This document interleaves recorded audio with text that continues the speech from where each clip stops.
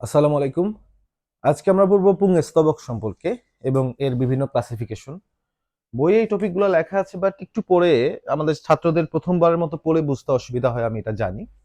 তো এই যে পুংস্তবক আছে, আমরা শিখেছিলাম যে একটা ফুলে 4টি স্তবক থাকে। তার মধ্যে বলা হয়েছে যে পুংস্তবক হচ্ছে তৃতীয় স্তবক, এভাবে বলা আছে আবুল হাসান স্যারের বইয়ে। এখন পুংস্তবক আসলে কি কি নিয়ে গঠিত হয়? পুংস্তবকে থাকে এরকম একটা পুংদণ্ড বা স্ট্যামেন, এবং এই স্ট্যামেনের মাথায় থাকে হচ্ছে পরাগধানী বা অ্যান্থার। জাস্ট এই দুটো অংশ নিয়ে কিন্তু পুংস্তবক গঠিত হয়, মানে পুংকেশর গঠিত হয়। এরকম অনেকগুলো পুংকেশরকে একত্রে বলা হয় পুংস্তবক। ওকে, তাহলে দেখো, এটা হচ্ছে পুংদণ্ড, এটা হচ্ছে পুংদণ্ড বা স্ট্যামেন, আর এটা হচ্ছে পরাগধানী বা অ্যান্থার। এখন প্রথমত একটা ক্লাসিফিকেশন আছে পরাগধানীর উপর ভিত্তি করে, অর্থাৎ পরাগধানীটা যদি রেখার মতো হয় তাহলে বলা হয় রেখাকার, আর পরাগধানী যদি অনেক সময় কিডনির মতো হয় সেক্ষেত্রে বলা হয় বৃক্কাকার। এবং বৃক্কাকার বৃক্কাকার পরাগধানী পাওয়া যায় জবাতে। ওকে, এখানে একটা ক্লাসিফিকেশন কিন্তু আছে। তাহলে দেখো, একটা পুংস্তবকে অনেকগুলো পুংকেশর থাকে। পুংকেশকের দ্বন্দ্বের মতো অংশকে বলা হয় পুংদণ্ড, আর একেবারে আগায় স্ফীত অংশকে বলা হয় পরাগধানী। এই পরাগধানীর ভিতরে কিন্তু পরাগ রেণুগুলো অবস্থান করে। আর পরাগধানী যদি রেখার মতো হয় দেখতে বলা হয় রেখাকার পরাগধানী, আর যদি বৃক্কের মতো হয় দেখতে সেক্ষেত্রে বলা হয় বৃক্কাকার পরাগধানী। বৃক্কাকার পরাগধানী আমরা কোথায় দেখতে পাই? জবায়। এখন আমরা আসব এটার ক্লাসিফিকেশনে। বিভিন্নভাবে ক্লাসিফাই করা যায়, যেমন একটা হচ্ছে যে কিভাবে পুংদণ্ড আর পরাগধানী সংযুক্ত হচ্ছে, হ্যাঁ, সেটার উপর ভিত্তি করে 3 রকম, সরি 4 রকম: পাদলগ্ন, পার্শ্বলগ্ন, পৃষ্ঠলগ্ন, সর্বমুখ। আবার দেখো, এই পুংদণ্ড গোড়ায় কার সাথে যুক্ত আছে সেটার উপর ভিত্তি করে 3 রকম। অর্থাৎ দেখো, একেবারে অগ্রভাগে পরাগধানী আর পুংদণ্ড কিভাবে যুক্ত আছে ওটার উপর ভিত্তি করে কয় রকম? 4 রকম। আর গোড়ায় পুংদণ্ডের সাথে কি যুক্ত আছে, দল নাকি বৃতি নাকি পুষ্পপুট, সেটার উপর ভিত্তি করে 3 রকম। আবার দেখো, পুংকেশরের সংখ্যার উপর ভিত্তি করে 2 রকম: ডাইডিনামাস, টেট্রাডিনামাস। এগুলো আমরা এখন দেখব। তো আমি একটু জিনিসটা ভাবে ভিজুয়ালাইজ করাই তোমাদের। মনে করো আমার কাছে আপাতত তেমন কোনো জিনিস অ্যাভেলেবল নাই। মনে করো এটাই হচ্ছে আমাদের আমাদের তো না উদ্ভিদের পরাগধানী, আর এটা হচ্ছে পুংদণ্ড। তো এই যে পরাগধানীটা আছে, এই সামনের দিকটা কালারফুল অংশটা মনে করো হচ্ছে এর অঙ্কীয় দিক বা সামনের দিক। এটা সামনের দিক, অঙ্কীয় দিক। আর এটা হচ্ছে পৃষ্ঠীয় দিক। এটা কোন দিক? পৃষ্ঠীয় দিক। আর নিচে হচ্ছে পাদদেশ। উপরে শীর্ষদেশ, নিচে কি ভাইয়া? পাদদেশ। এটা তো সবাই বুঝি। তাহলে বলো এটা কোন দিক? এটা হচ্ছে পরাগধানীর অঙ্কীয় দিক, এটা হচ্ছে পরাগধানীর পৃষ্ঠীয় দিক, এটা হচ্ছে পাদদেশ, এটা হচ্ছে শীর্ষদেশ। এখন দেখো, প্রথমে বলছে পাদলগ্ন। পাদলগ্ন মানে হচ্ছে এই যে পুংদণ্ডটা আছে, এটা আমার পরাগধানীর পাদদেশে যুক্ত হবে। দেখো নিচে গিয়ে যুক্ত হয়েছে, দেখছো? নিচে গিয়ে যুক্ত হয়েছে না? তাহলে সেটাকে বলা হয় পাদলগ্ন। এটাকে বলা হয় কি ভাইয়া? পাদলগ্ন। যদি নিচে গিয়ে যুক্ত হয় তাহলে বলা হয় কি? পাদলগ্ন বলা হয়। ওকে, তাহলে আমি এটা একটু ছবিতে এইভাবে যুক্ত হলে পাদলগ্ন। হ্যাঁ, তো ছবি দেখে দেখাই দেই, তাহলে ভালো বুঝতে পারবা।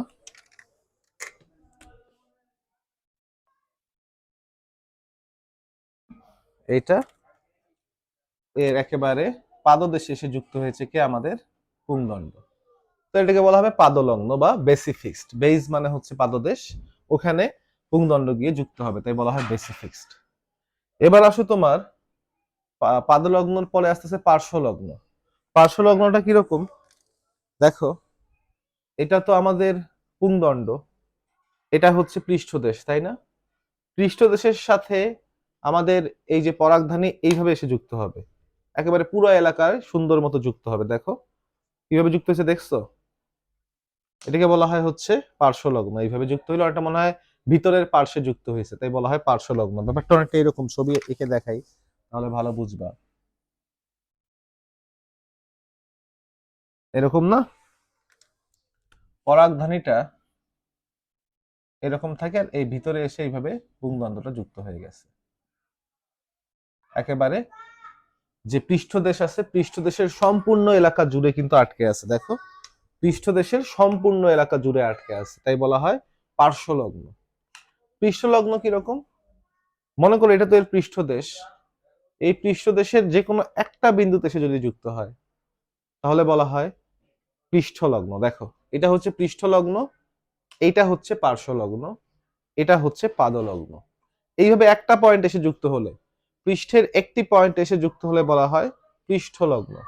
পৃষ্ঠের একটি পয়েন্ট এসে যুক্ত হবে বলা হবে পৃষ্ঠলগ্ন। তাহলে দেখো ছবিটা কেমন হবে। ছবিটা হবে দেখতে অনেকটা এরকম।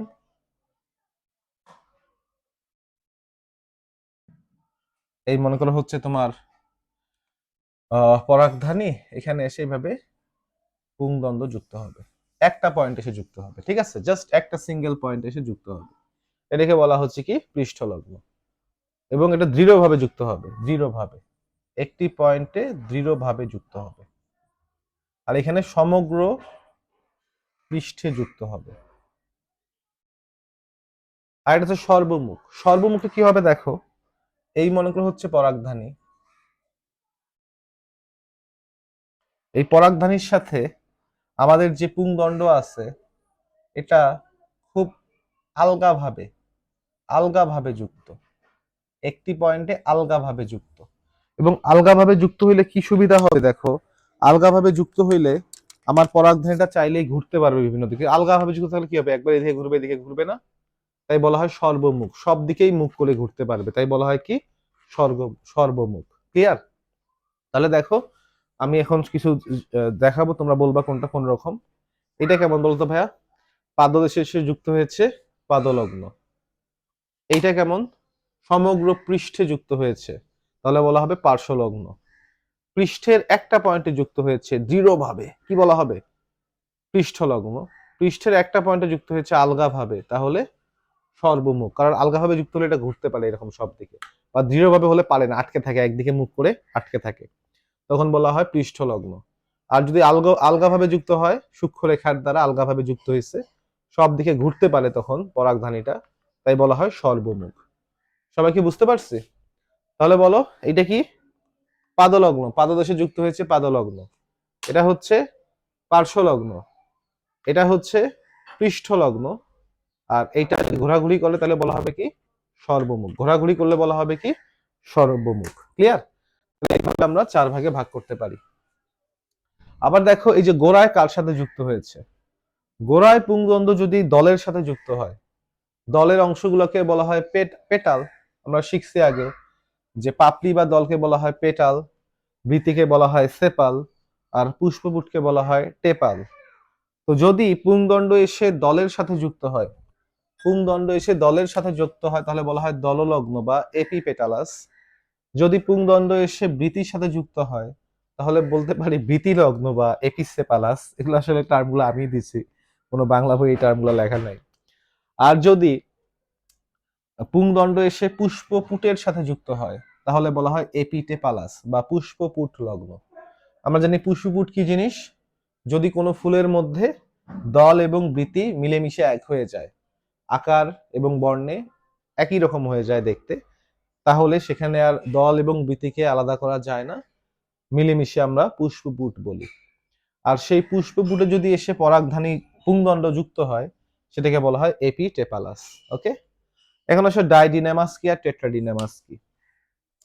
ধরো যদি কারো একটা ফুলের মধ্যে যে পুংকেশর গুলো আছে, এই পুংকেশর গুলার মধ্যে মনে করো বাইরের দিকে যে পুংকেশর গুলো আছে সেগুলো ছোট সাইজের, বাইরের দিকের গুলো হচ্ছে ছোট সাইজের। হ্যাঁ, এইভাবে তো সাজানো থাকে ওরা। বাইরের দিকের গুলো হচ্ছে ছোট সাইজের, আর ভিতরের দিকের গুলো কি ভাইয়া? ভিতরের দিকের গুলো হচ্ছে বড় সাইজের। ঠিক আছে? তো দেখো, যদি এমন হয় যে ভিতরের দিকে যেগুলো আছে মানে বাইরের দিকের গুলো হয় ছোট সাইজের, ভিতরের দিকের গুলো হয় কি ভাইয়া বড় সাইজের। তো ভিতরে যেগুলো আছে যদি সেটা সংখ্যা হয় 2টা, বড় বড় 2টা থাকে, তাহলে বলা হয় ডাইডিনেমাস। অর্থাৎ টোটাল কিন্তু আছে ডাইডিনেমাসের টোটাল পুংকেশর কিন্তু ভাইয়া 4টা, তার মধ্যে ভিতরের 2টা হচ্ছে বড়, টোটাল 4টা, ভিতরে 2টা হচ্ছে বড়। আর টেট্রাডিনেমাসে কি হয় দেখো, টেট্রাডিনেমাসে টোটাল 6টা, ভিতরে 4টা থাকে বড় বড়।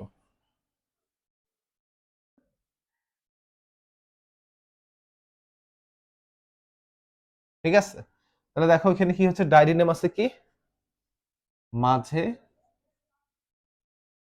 বড় 2টি, হ্যাঁ, আর পাশে ছোট 2টি। এখানে মাঝে বড় 4টি, পাশে ছোট 2টি, বুঝতে হবে কিন্তু। তাহলে আমাদের এখানে ডাইডিনেমাস আর টেট্রাডিনেমাস কেমনে বলা হয়েছে আমরা বুঝতে পারছি তো। ঠিক আছে, যদি এমন হয় যে মাঝে 4টা লম্বা আছে, এই যে মাঝে 4টা লম্বা বা বড় আছে, তাহলে বলা হবে টেট্রাডিনেমাস। আর পাশে থাকবে 2টা ছোট, টোটাল 6টা। আর এখানে টোটাল 6টা, তাহলে হ্যাঁ টোটাল কয়টা, 6টা। আর ডাইডিনেমাসে কি হচ্ছে, মাঝে 2টা বড়, মাঝে বড় 2টি, পাশে ছোট 2টি, টোটাল কয়টা, 4টা। এইভাবে থাকলে বলা হয় ডাইডিনেমাস। মাঝের 2টি বড় হলে বলা হয় ডাইডিনেমাস, মাঝের 4টি বড় হলে বলা হয় টেট্রাডিনেমাস। সংজ্ঞা হচ্ছে এভাবে। ডাইডিনেমাসে টোটাল 4টা পুংকেশর থাকে, টেট্রাডিনেমাসে টোটাল 6টা পুংকেশর থাকে। এগুলো এমসিকিউ এ কিন্তু পেঁচায় দেওয়া যাবে। আর এটা তো আমরা বুঝছি তো, এটা একটু বুঝার, এগুলো বাকিগুলো সব ইজি। এটাই আর কি, যে যদি পরাগধানীর একেবারে পাদদেশে যুক্ত হয়, পাদদেশ মানে ভাই নিচের দিক, তাহলে পাদলগ্ন। যদি হ্যাঁ এরকম হলে হচ্ছে পাদলগ্ন, এভাবে হইলে পার্শ্বলগ্ন, এভাবে হলে পৃষ্ঠলগ্ন, আর এভাবে হলে লুজলি থাকলে একটা সূক্ষ্মরেখার দ্বারা ঘুরতে থাকলে বলা হয় সর্বমুখ। সব দিকে, যেমন ধানে আমরা পড়বো যে সর্বমুখ দেখা যায়, হ্যাঁ পোয়েসি গোত্রে সর্বমুখ দেখা যায়। আর আকৃতির ভিত্তিতে বই ইনফরমেশন লেখা আছে, পরাগধানী যদি রেখাকার হয় তাহলে রেখাকার পরাগধানী, কিডনির মতো দেখতে হলে বৃক্কাকার পরাগধানী। বৃক্কাকার পরাগধানী আমরা দেখতে পাই কোথায়, জবাতে। বৃক্কাকার দেখতে পাই কোথায়, জবাতে। তাহলে আশা করি আমরা পুংস্তবকের ক্লাসিফিকেশনটা বুঝতে পারছি ঠিক মতো, তাই না ভাইয়া? থ্যাংক ইউ সবাইকে।